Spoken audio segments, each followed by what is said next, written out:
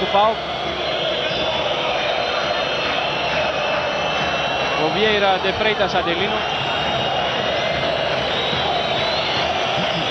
Αλλά ψάχνει για συμπαραστάτες απόψε στο Σουντρού Σαράτσογλου. Κερδίζει και την κεφαλιά. Για να δούμε τον Μουσλίμοβιτς. Πρέπει να αντέξει το μαρκάρισμα. Κάνει το γκολ.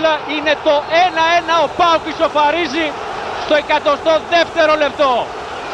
Να ο συμπαραστάτης που έψαχνε ο Βιεϊρίνια, ο Σλάταν Μουσλίμοβιτς, που δείτε τι απόσταση καλύπτει για να τρέξει να πανηγυρίσει εκεί όπου βρίσκονται οι φίλοι του ΠΑΟΚ.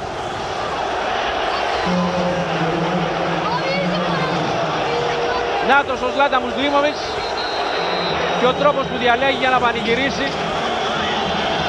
Ο άνθρωπος που σε αυτή τη φάση κινήθηκε χωρίς να βγει σε θέση offside, νίκησε στο sprint τον Λουγκάνο και ραυνοβόλησε τον Βολκάν Ντεμιρέλ και έκανε το 1-1 για τον ΠΑΟΚ. Η ισοφάριση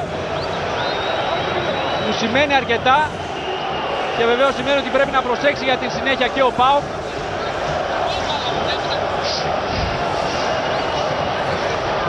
Αυτή η αντίδραση του Αϊκούτ Κοτσαμάν.